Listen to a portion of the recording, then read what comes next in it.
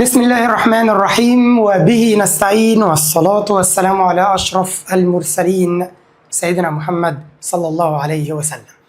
فيديو النهاردة إن شاء الله واحد من أهم موضوعات الماث للمرحلة الثانوية 3 سنين أو البكالوريا، وكمان لو في حد في بريب 3 برضو أكيد هيحتاج الفيديو ده جدا جدا جدا. هنتكلم عن إيه؟ هنتكلم عن الفاكتورايزيشن، موضوع مهم جدا جدا. في ناس كتير بتحب تشتغل بالكالكوليتور، اما دلوقتي الناس اللي قدامي جاي عشان نتكلم عن الفاكتورايزيشن منتال شويه. ازاي تعمل فاكتورايزيشن بالكالكوليتور؟ في فيديوز كتيره واحنا عاملين فيديو للكلام ده، لكن دلوقتي عايزين نشغل دماغنا شويه. هل موضوع الفاكتورايزيشن صعب؟ هقول لك لا. طيب هل الكالكوليتور بتحل كل حاجه؟ بقول لك احيانا بتبوظ حاجات، مش كل حاجه الكالكوليتور بتدوس فيها. دي حاجه. تاني حاجه، لما تكون عارف الموضوع وبتستخدم الكالكوليتور عشان تتاكد just to check حاجه، وانك بتكون مش عارف الموضوع غير بالكالكوليتور بس، دي حاجه تانية خالص. اي حاجه منتال هتعطل فيها. فبعد اذنك خلينا نشغل دماغنا ونقول بسم الله وازاي اشتغل فاكتورايزيشن بستبس، وفيما بعد ابقى دور على الكالكوليتور. بسم الله. هنبدا اول نوع فاكتورايزيشن باي ذا HCF الهايست كومن فاكتور، او انتوا او احنا عامه بتوع الماث دايسين فيها او بنقولها دايما ايه؟ الكومن فاكتور. بص يا حبيب قلبي، لما يطلع لك مساله او حته في مساله مكتوب فيها x سكويرد ماينس 5x، لازم تاخد بالك مباشره ان في حاجه متكرره هنا. ايه الحاجه المتكرره او ايه الليتر المتكرر؟ هتقول لي الليتر المتكرر هو x، او الاكس دي هيبقى هي الا كومن فاكتور، فانا بسحب اكس. يعني ايه بسحب اكس يا مستر؟ ركز معايا عشان بعد شويه عايزين نعمل الموضوع اسرع من اللي انا هقوله دلوقتي. لما تاخد اكس كومن فاكتور كانك بالظبط بتعمل ده ديفايدد اكس وبتعمل ده ديفايدد اكس. فطبعا اكس باور 2 ديفايدد اكس كان عندك اكسيتين، اكس باور 2 يعني اكس باي اكس يا جماعه. لما اعمل ديفايدد اكس فواحده هتختفي، هيتبقى لي اكس فقط. اما 5x ديفايدد اكس فالاكس هتشيل الاكس، هيتبقى يا دوبك ماينس 5. يبقى كمان مره انا خدت بالي ايه المشترك؟ كومن. ركز في كلمه مشترك كومن. ايه الكومن فاكتور هنا؟ قال لي هو اكس. يبقى هنا كاني عملت ده ديفايدد اكس، اكس باور 2 ديفايدد اكس بقى اكس، 5x بالماينس طبعا. لما اعملها ديفايدد اكس دي تشيل دي يتبقى ماينس 5. ده كده اول سؤال. تعال نبص على السؤال الثاني. x باور 3 بلس 3x باور 2، مين المشترك؟ مين المتكرر؟ هتقول لي برضو يا مستر المتكرر x، بس المره دي بناخد ايه؟ بيقول لك الهايست كومن فاكتور. هاخد هنا x باور 2 كومن فاكتور. ليه؟ انا عندي هنا x باور 2 هنا x باور 3، فيعتبر الاكس باور 2 موجوده في الاثنين. ما انا عايز اخد اعلى حاجه متكرره.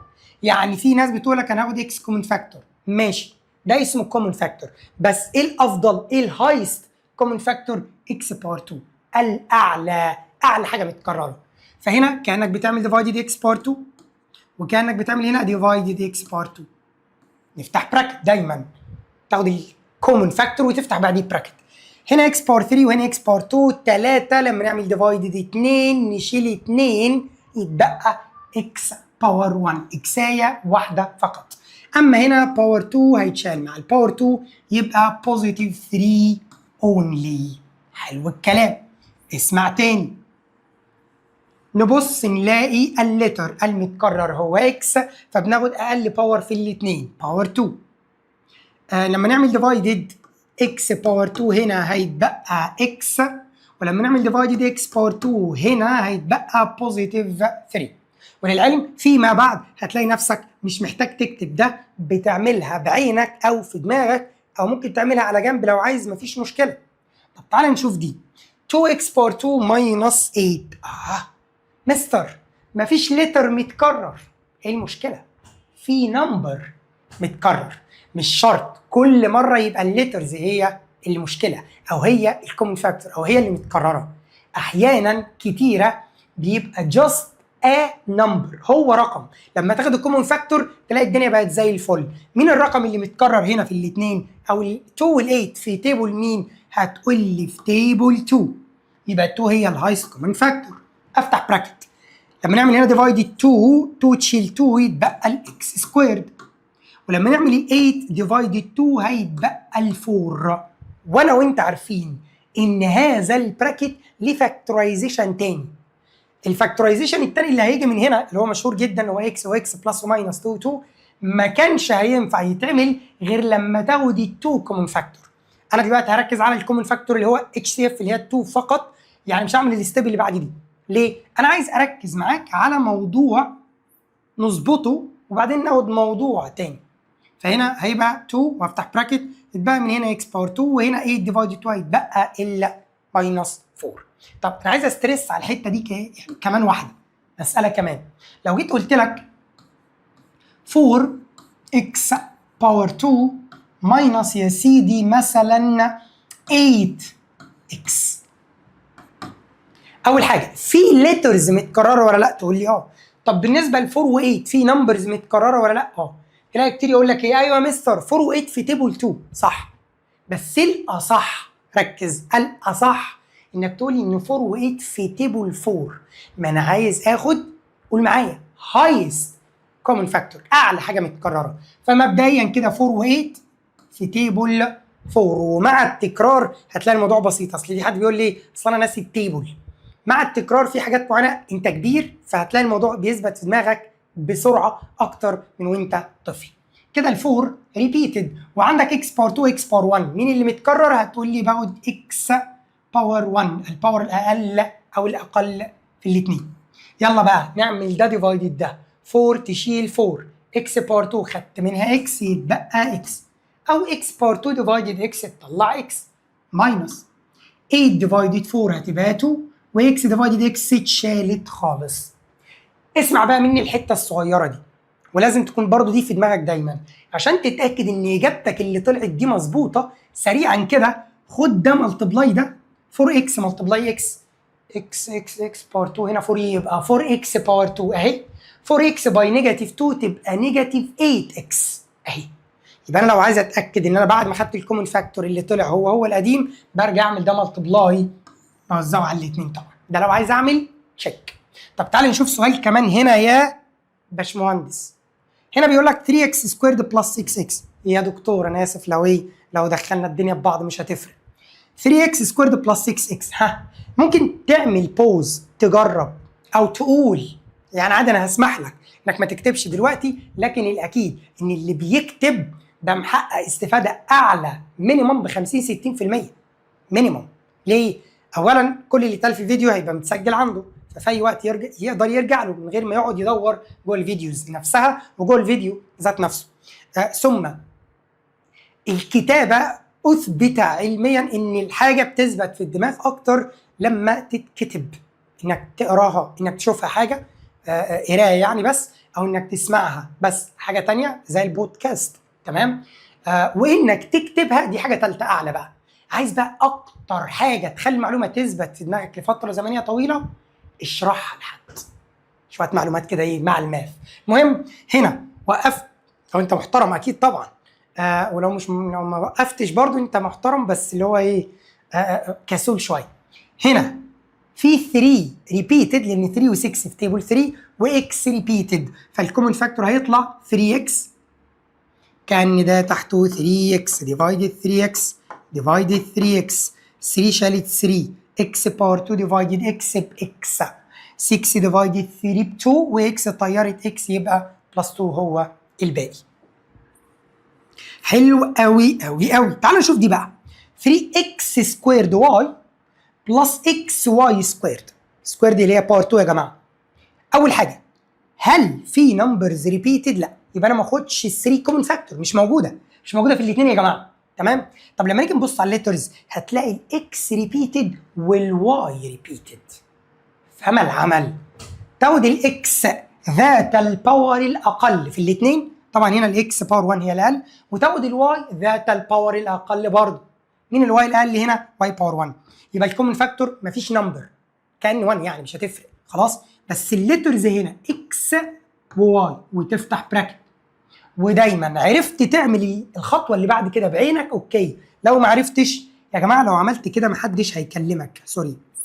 لو عملنا ديفايدد اكس واي في البدايات ستكون ان شاء الله عظيما او عظيما في النهايات. خلاص واحده واحده هتلاقي الموضوع بقى اسهل، وحتى لو كتبت ديفايدد اكس واي مره 2 3 5 فيما بعد هتلاقي الموضوع بقى بيتعمل منتال. طبعا ال 3 هتنزل زي ما هي، اكس باور 2 ديفايدد اكس باكس، وواي ديفايدد واي باي شالوا بعض. نيجي هنا اكس ديفايدد اكس طارت، واي باور 2 ديفايدد واي بواي. حلو. اسمع تاني، لو جيت قلت لك مثلا give me another pen، اديني مثلا الاسود ده. بص يا حبيب قلب الزوز، انا مستر عبد العزيز، فساعات يعني اخواتك الكبار اللي بيخلصوا في الجامعه كده بيقول يا زوز ماشي. المهم بيقول لك لو عندك 4 a squared b plus 3 ab، يلا عايزين ناخد كومن فاكتور. هتلاقي واحد قاعد يدور هي 4 و 3 في تيبل كام، مش موجود يا جماعه. ما هو مش اجباري، عشان في نمبرز يبقى النمبرز دي ياخد منها كومن فاكتور، مش اجباري. يعني 2 ما ينفعش، 4 ديفايدد 2 هتنفع، 3 ديفايدد 2 ما تنفعش. خلاص يبقى مش شرط الارقام تبقى في نفس التيبل، عادي يبقى في نمبرز وما تتاخدش ككومن فاكتور. فهنا مين الريبيتد؟ هتقول لي الليترز A و B، بس انا عايز اوصل لحاجه معينه فهشيل دي. مين الريبيتد؟ A و B. طيب هاخد A ذات الباور الاقل، اقل باور لل A باور 1، وهاخد B ذات الباور الاقل برضه B باور 1، هي كده ايه اللي موجوده. فهاخد A B وافتح براكت ونبدا نعمل ديفايدنج. 4 ديفايدد 1 تنزل 4 زي ما هي. A باور 2 ديفايدد A ب A باور 1، و B ديفايدد B بالسلامه. نيجي بقى للحته الثانيه اللي ساعات الناس بتستسهل الموضوع او بتكروت، يقول لك A ديفايدد A طارت، B ديفايدد B طارت، فيروح عامل كده. باظت تماما. ليه؟ لما نقول طارت يا جماعه ساعات بيبقى قصدنا زيرو، زي 2 ماينس 2 بزيرو مثلا. وساعات لما نقول طارت هنا مثلا A ديفايدد A طارت هنا مش بزيرو، طارت هنا قصدنا ب1. فانت بتعمل ديفايدد، فما تجيش تقول لي اصل هي طارت فانا اكتبها ليه؟ حبيبي هو تاني لما نيجي نعمل 5 ماينس 5 ده زيرو، اوكي ممكن ما يتكتبش، لكن حاجه ديفايدد نفسها لازم تحط مكانها ايه؟ 1. لازم تحط مكانها ايه؟ 1. بنقفل. اوعى تنسى. خلي بالك الحاجات اللي انا بكتبها اضافيه على الحاجات الاساسيه اللي متحضره ومتجهزه كباوربوينت بتكون يعني بتخيل حد فيكم بيسال حاجه تمام وانا بشرح فبرد عليه تمام، واتمنى يكون فعلا حد سال السؤال ده، واتمنى يكون الرد ده كافي بالنسبه ليك. المهم طبعا الكلام ده يا ريت برضو كله يتسجل. طب تعالى نشوف سؤال كمان. خلاص احنا هنا خدنا الاكس واي كومن فاكتور وعملنا ديفايدد، بقى هنا 3 اكس وهنا اتبقى بلس واي اونلي. تعالى نشوف دي بقى. من اكتر الحاجات اللي بتقابل الناس وللاسف الناس ساعات بتتنح يا جماعه، بتتنح قدامها. ايه هي؟ تلاقي عندك في المساله 5 ماينس اكس، وانت عندك في المساله سواء انت حبيب قلبي في ثالثه اعدادي، في اولى ثانوي، في ثالثه ثانوي، ثانيه بكالوريا، في ثالثه بكالوريا، في اي مرحله تلاقي ان انت مثلا في عندك قانون كان محتاج ان الاكس تبقى هي الاولى، يعني كنت محتاجها اكس ماينس 5، بس اللي موجود عندك 5 ماينس اكس. فايه المطلوب؟ المطلوب ان انا ابدل المكان دول. فهل مثلا اعمل عبيط واقول له 5 ماينس اكس هي اكس ماينس 5؟ غلط. ما العمل؟ قال لك تاخد نيجاتيف كومن فاكتور، يعني اعمل كده وروح فاتح براكت. لما ناخد نيجاتيف كومن فاكتور هي دي نيجاتيف اكس، لما ناخد منها النيجاتيف تبقى بوزيتيف. طب دي بوزيتيف 5، لما ناخد منها نيجاتيف تبقى نيجاتيف 5. كمان مره لما يكون عندك 2 ليترز يا جماعه بينهم ماينس، الشرط ان يكون بينهم ماينس، مثلا 4 ماينس بي وانت عايزها تبقى بي ماينس 4، فناخد نيجاتيف كومن فاكتور وتبقى بي ماينس 4. اما لو عندك مثلا 3 بلس اكس هي اكس بلس 3، بلس يا جماعه هو اكس بلس 3 عادي. اما لو اخر مره لو عندك مثلا ليه طيب بناخد التركايه دي؟ ساعات كتير في الامثله يا جماعه تلاقي المساله صفصفت معاك في الاخر على فراكشن زي ده، تلاقي المساله جايه كده مثلا 2 ماينس اكس على اكس ماينس 2، تلاقي الناس تقلب الدنيا في الاختيارات مش موجود. ما هو طبيعي، طبيعي ما تلاقيش الشكل ده في الاختيارات. يعني عندك مساله وانت عملت فيها الشغل بتاعك، عملت التبسيط والفاكتورايز والكانسليشن والدنيا الحلوه دي، فوصلت المساله للجزئيه دي. فهنا ده ما ينفعش يكون موجود في الاختيارات. ليه؟ عشان 2 ماينس اكس واكس ماينس 2 بينهما علاقه شديده الارتباط. يعني يا جماعه باين جدا هما شبه بعض قوي. ازاي؟ تقول لي لما اجي فوق اقلب الاثنين هاخد نيجاتيف كومن فاكتور، فيبقى دي بوزيتيف اكس ودي تبقى نيجاتيف 2، يبقى بدلت بينهم، بدلت مكانهم مع بعض وحطيت نيجاتيف من بره، وطبعا اللي تحت زي ما هو. فايه اللي هيحصل؟ ده هيطير مع ده، وفي الديفايدنج لما تطير حاجه هيتبقى مكانها ايه؟ 1. يبقى ده هيشيل ده، طبعا النيجاتيف زي ما هو، وهنا ال1. يبقى كلام مهم جدا، كلام لذيذ جدا، كلام بسيط يا جماعه. فما ينفعش حضرتك من ثالثه اعدادي لفوق تكون مش عارف الكلام ده. تمام؟ اتمنى من حضرتك قبل ما اروح على النوع الثاني الاشهر والالذ والامتع، ماشي، قبل ما اروح للنوع الثاني تكون الكلام ده كله مكتوب عندك. وبعد اذنك لو عندك اي استفسار، لو قابلتك اي مساله على الكلام ده، او لو انت جه في دماغك مثلا كتبت انت مساله لنفسك وما عرفتش تحلها، تعمل ايه؟ صور يا باشا المساله، وعندك الماسنجر ابعت لنا على صفحه الفيسبوك او اليوتيوب. للاسف مش هينفع تحط صور طبعا، او لو حضرتك موجود معانا في جروب واتساب او تليجرام ابعت الصوره عليه واحنا نرد عليك، مفيش اي مشكله. تمام؟ ده واحد من اهم انواع الفاكتورايزيشن. تعالوا نروح للنوع الثاني، التراينوميال. التراينوميال كلمه، خلي بالك اللي فات ده كله كان حاجه اللي هو ايه فيها حاجتين يبقى اسمه باينوميال، 3 تراينوميال. تاني لو حاجتين بينهم ماينس او بلس، باي زي باي سكيل فيها حاجتين، 2 حتتين. 3 تراي، ماشي؟ يبقى 2 باينوميال، 3 تراينوميال. طب لو واحد مونوميال، ونقف ثانيه، مستر انت بتقول لنا المصطلحات دي ليه؟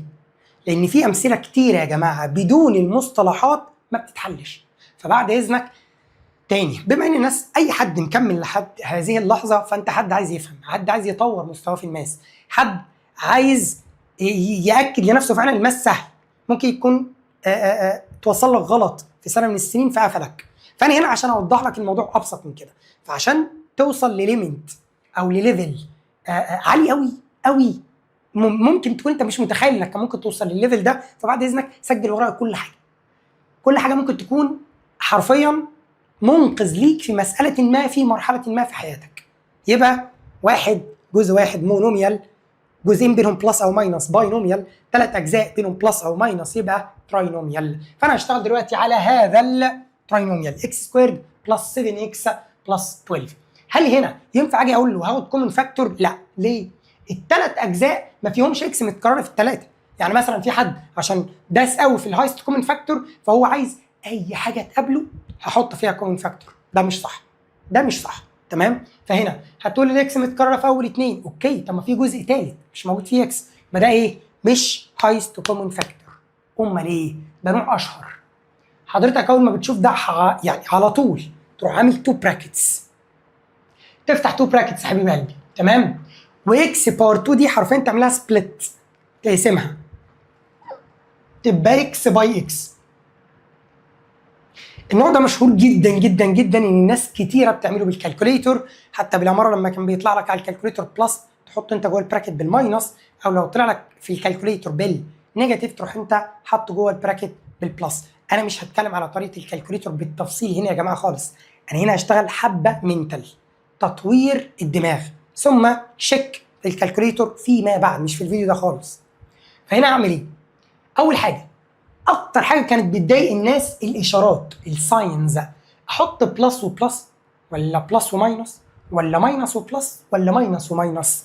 انا اديك المفتاح يا حبيب قلبي. الاشارتين اللي هنا بيعتمدوا مبدئيا على العلامه دي. لو العلامه دي بلس يبقى الاشارتين اللي في النص سيميلر، شبه بعض، يا بلس بلس يا ماينس ماينس. تمام؟ يبقى لما تكون دي بلس، بص كده اقرا الكلمه دي قولها ورايا، سيميلر از ميدل. لما تلاقي الاشاره دي بلس الثالثه هتقول ايه؟ similar as middle.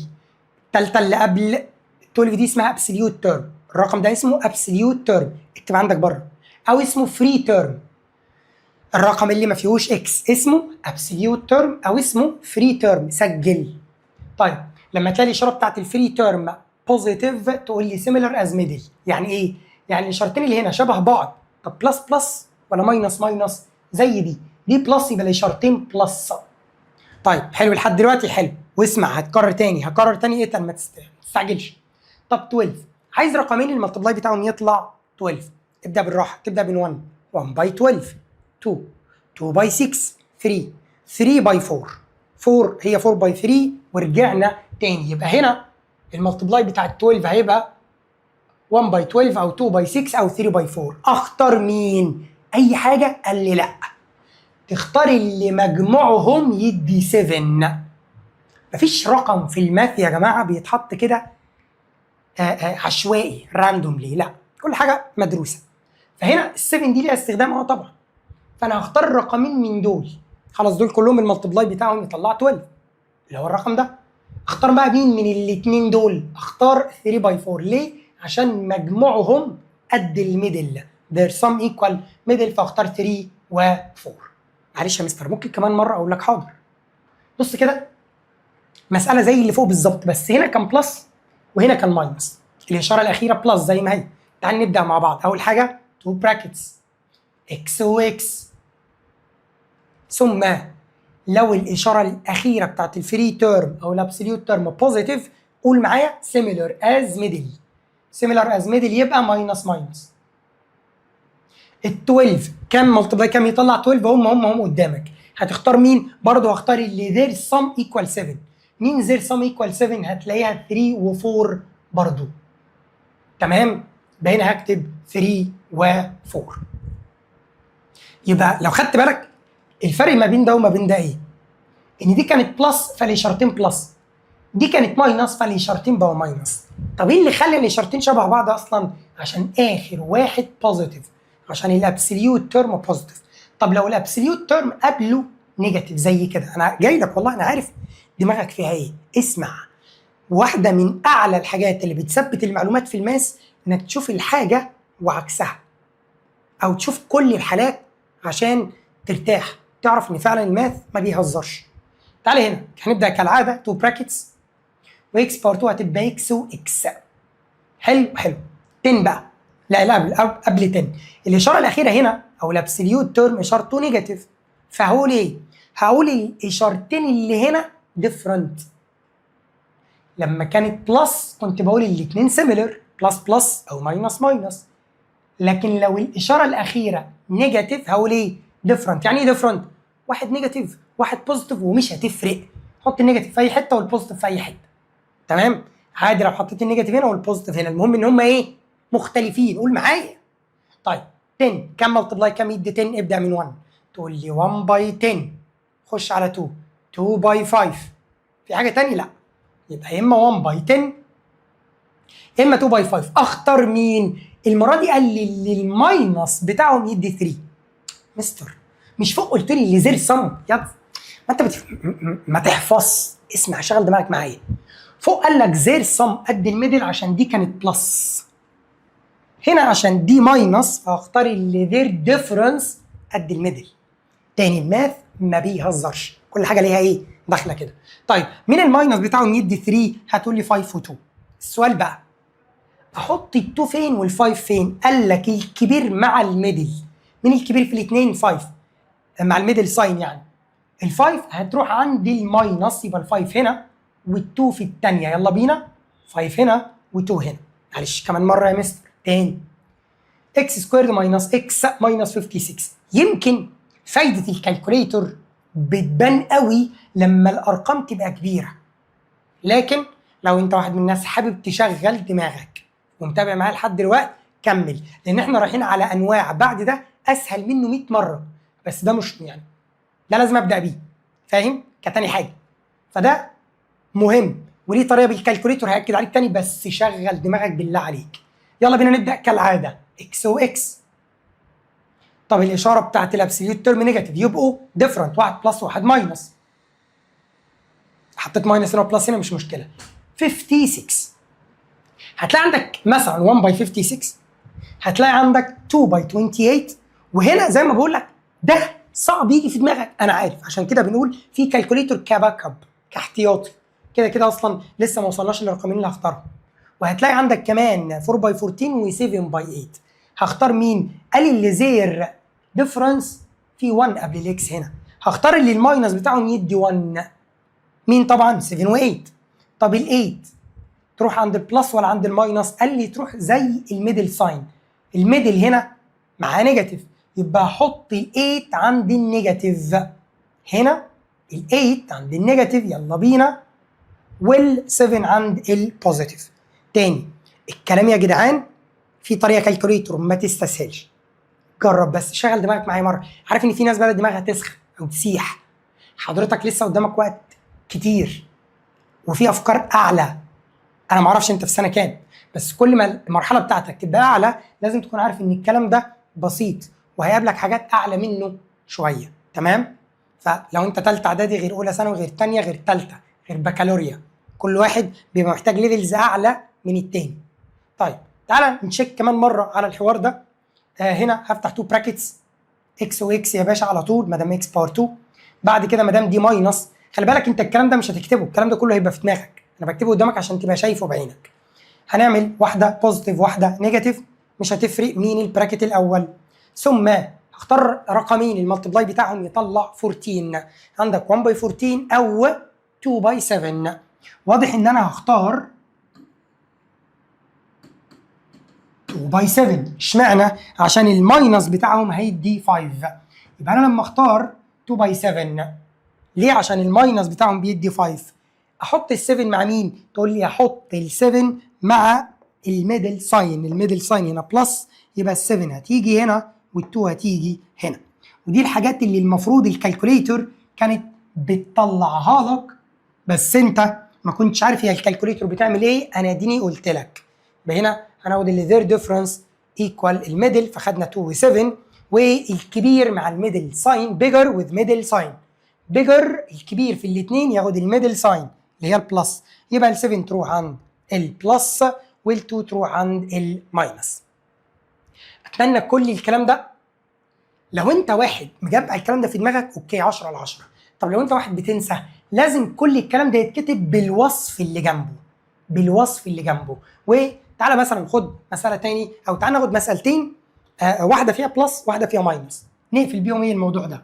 لو قلت لك x باور 2 بلس 6x بلس 8 ايكوال 0، وهنا قلت لك x باور 2، خلينا على فكره مش شرط المساله تبقى فيها x، ممكن تبقى مثلا l باور 2، او اتقل معايا كده ثانيه، l باور 6 يا مستر انت عليك مره واحده، اتقل بلس هنقول مثلا 4x ماينس 12.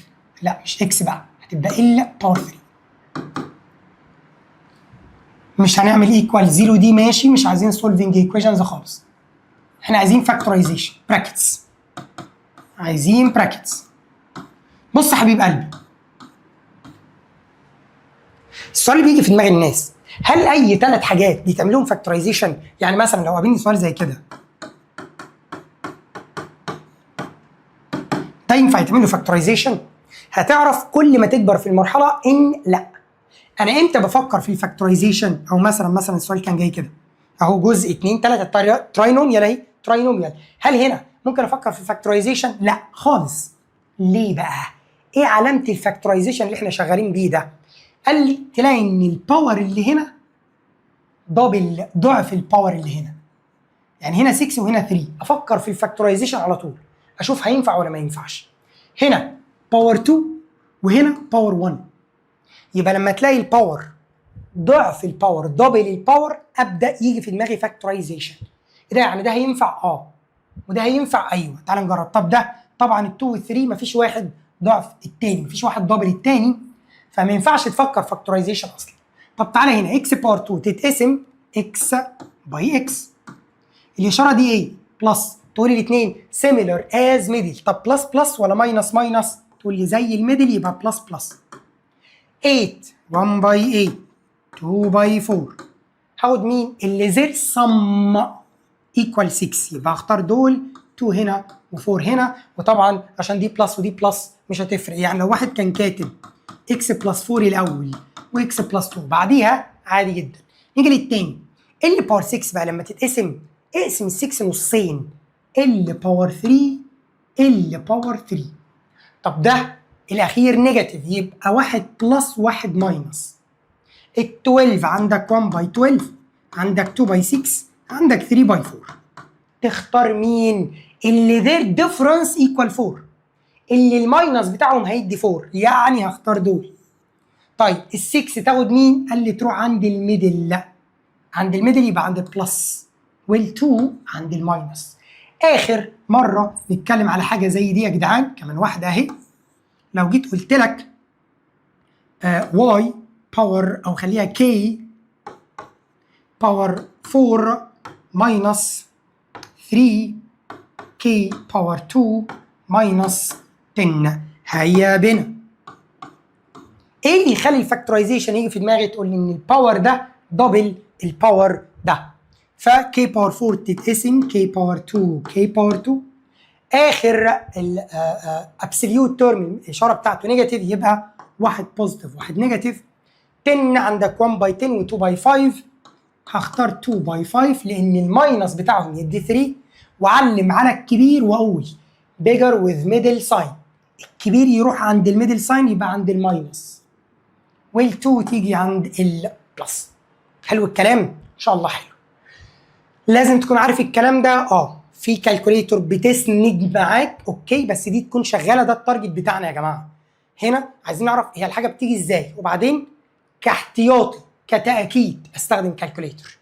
تعال نشوف الديفرنس اوف تو سكويرز، واحد من اسهل انواع الفاكتورايزيشن. تمام؟ اللي هو كان بيبقى اكس باور 2 ماينس 25.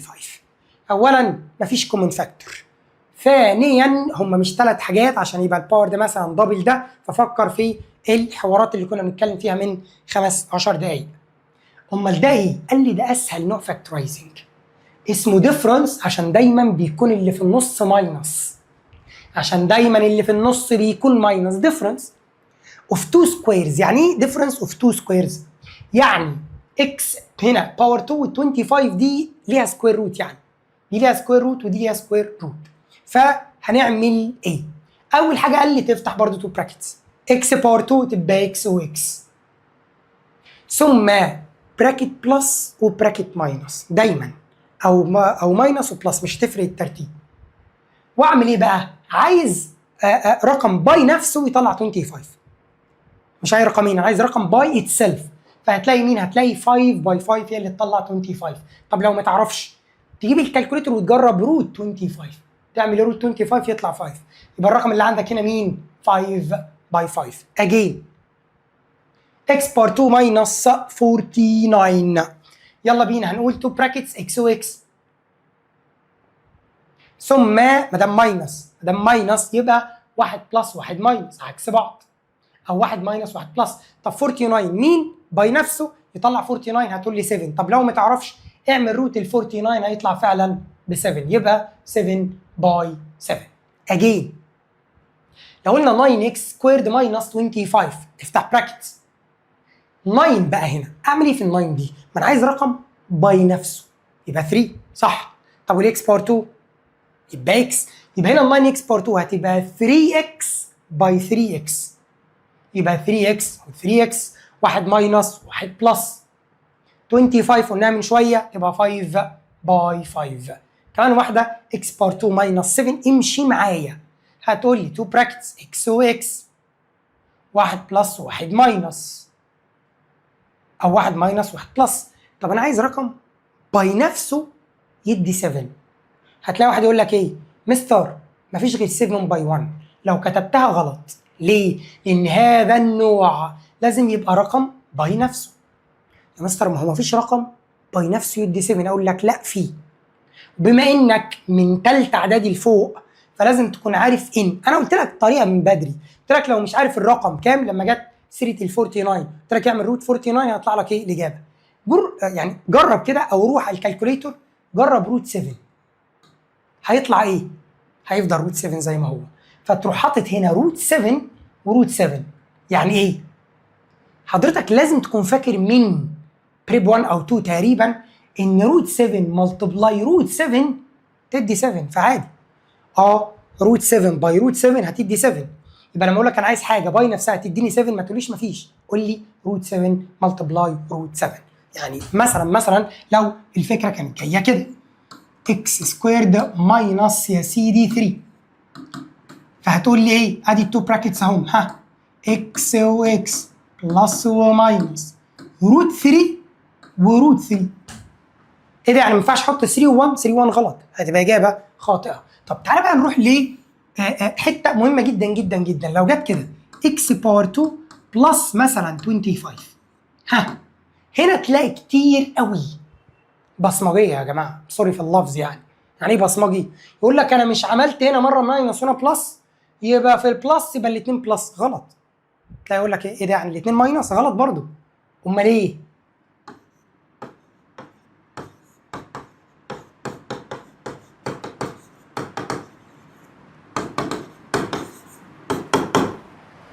ما ينفعش تعملها فاكتورايزيشن تبع الريل نمبرز، عشان اصل في بنتحايل على الموضوع ده بطريقه معينه في درس معين في تمارين معينه عند مرحله معينه مش هقول لك عليها. لكن جنرال اكس باور 2 بلس 25 تتساب زي ما هي. وركز انا اديني كاتب لك ان ار، لان اللي هيقول لي في الكومنتات لو حد جاي يستعرض يقول لي لا ليها فاكتورايزيشن ما بيكونش في الار. فعشان انا مش عايز اسرح بيك كطالب في حته بعيد عنك، تمام؟ اعرف دايما ان لو الباور 2 او لو التو سكويرز كان بينهم بلس يبقى تقول لي نو فاكتورايزيشن حبيب قلبي، نو فاكتورايزيشن ان ار، ملهاش فاكتورايزيشن في الريل نمبرز. تمام؟ بعد اذنك الكلام ده كله يكون اتكتب عندك. ثم نروح لنوع ثالث ونوع مهم جدا جدا جدا، وتقريبا دي هتبقى اخر حاجه انا هتكلم عليها معاك في هذا الفيديو. تمام؟ بس هدي تنبيه مهم في الاخر.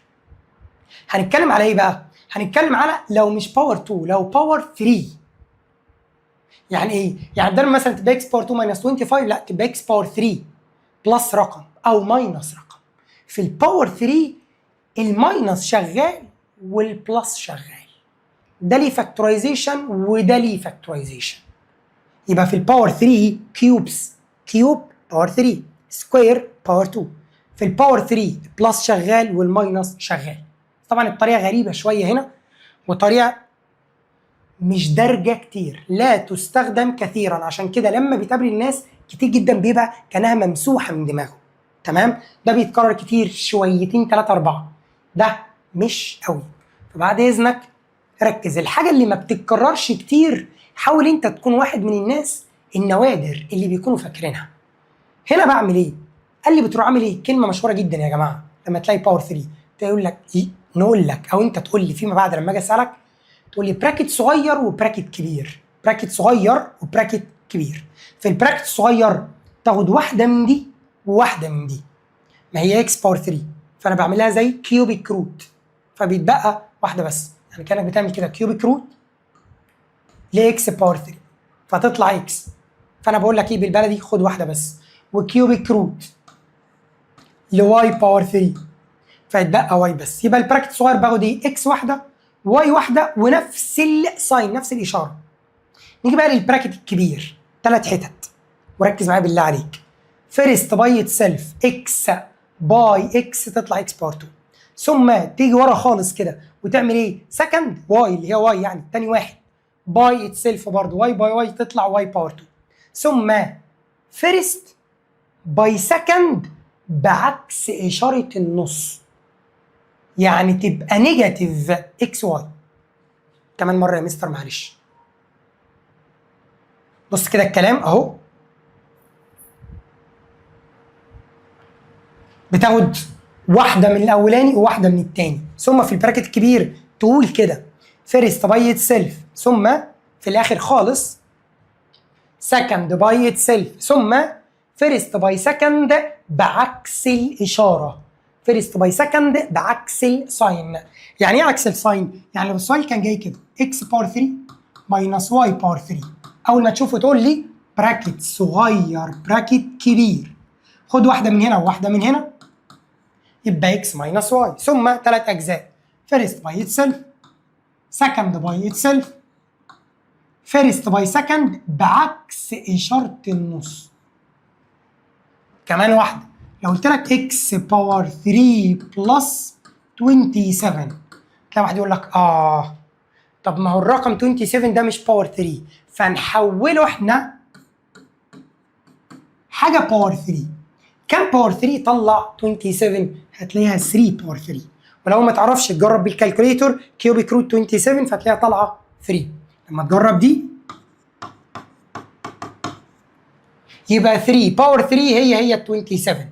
ونرجع نعمل نفس خطواتنا، براكت صغير براكت كبير، خد واحده وواحده يبقى اكس واحده و3 واحده. براكت الثاني قول معايا فيرست باي اتسلف اكس سكويرد، سكند باي اتسلف 3 باي 3 تبقى 9. واحد قال لي طب انا كنت عايز اكتب 3 باور 2، ما هي عادي 3 باور 2 اكتب بدلها 9 اسهل يعني. طيب فيرست باي سكند بعكس اشاره النص يبقى نيجاتيف 3 اكس. انا عارف ان في ناس كتير دلوقتي اللي مجمع او اللي فاكر حاجه قديمه يقول لي مستر هي مش كانت فيرست باي سكند باي 2؟ اقول لك لا، ده حدوته ثانيه خالص، حدوته ثانيه خالص غير الفاكتورايزيشن ده تماما. وعشان ما تتلخبطش بعد ما اخلص المسالتين اللي باقيين على دول هقول لك ان فعلا دي واحده من اكتر الكومون ميستيكس. في شويه شورتس كده على اليوتيوب عن الكومون ميستيكس، دي واحده منهم فهوريها لك دلوقتي برضه. المهم ان انا هنا عندي دي كانت اكس باور 3 ماينس واي باور 3 خلصناها. كان عندي واحده ثالثه بتاعت ايه؟ 8، فال8 خليناها 2 باور 3 باستخدام الكالكوليتور او بدماغنا 2 باور 3 هي 8، فهنا هاخد واحده وواحده يبقى اكس بلس 2، ثم فيرست باي اتسلف تبقى اكس باور 2، سكند باي اتسلف 2 باي 2 تطلع 4، ثم فيرست باي سكند بعكس اشاره النص فهتبقى نيجاتيف 2 اكس. حلو حلو. تعالى بقى خلاص، يعني دي اخر حاجه. ايه حوار فيرست باي سكند؟ وانا بحب اقولها كده بالعربي بعكس اشاره الميدل او النص، وحوار فيرست باي سكند باي 2. مين فيهم صح ومين فيهم غلط؟ مفيش فهم، يعني مفيش حاجه من الاثنين غلط يا جماعه، الاثنين صح يا حبايب قلبي، بس دي في حته ودي في حته. يعني ايه؟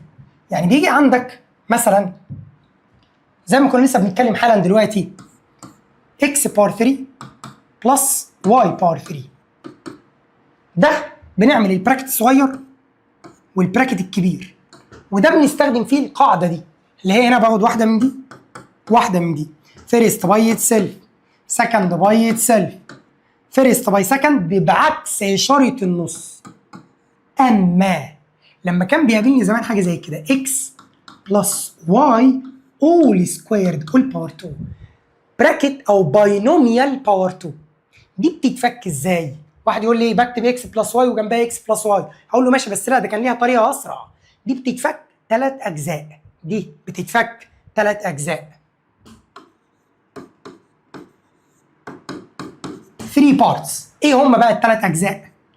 فيرست باي اتسلف، ما تستغربش اسمع للاخر، اكس باي اكس تبقى اكس باور 2، سكند باي اتسلف واي باي واي تبقى واي باور 2، فيرست باي سكند ملتبلاي 2. يبقى امتى تستخدم فيرست باي سكند باي 2؟ تقولي لما يكون عندي باينوميال يعني جزئين يا جماعه، حتتين يا جدعان بينهم بلس او ماينس وعليهم باور 2، تمام؟ اما امتى تستخدم فيرست باي سكند بعكس اشاره النص؟ تقولي لما يكون عندي فاكتورايزيشن ديفرنس اوف 2 سكويرز. وللعلم يا جماعه الكلام ده يعتبر عكس الكلام ده اسمه اكسبانشن، انا عندي حته واحده وبفكها. خلاص انا اللي كان عندي دلوقتي ان عندي حاجه واحده وبفكها برضو، ماشي؟ سواء عامه ده اسمه فاكتورايزيشن اما ده اسمه اكسبانشن، ده فكها ده مدها، تمام؟ بحول الحاجه هنا لحاجات معموله ملتبلاي بعض براكت باي براكت، اما هنا دي بتتفك لاجزاء بينهم بلس او ماينس. يعني لو مثلا جيت قلت لك 3x ماينس 5 اول سكوير دي تتفك ليه؟ هتقول لي 3 اجزاء. فيرست باي اتسيلف 3x باي 3x يبقى 9x بار 2. نيجاتيف 5 باي نيجاتيف 5 ما بنقول سكند باي اتسيلف تبقى بوزيتيف 25. ثم فيرست باي سكند باي 2 هاخد 3 باي 5 15 باي 2 30. طبعا هنا في نيجاتيف يبقى نيجاتيف 30 اكس. عرفت امتى تعمل فيرست باي سكند باي 2 وامتى فيرست باي سكند بعكس اشاره النص. المفروض ان هنا ابدا ادي لك نوع غريب من الفاكتورايزيشن، بس انا اخليه في فيديو منفصل. ايه النوع الغريب ده؟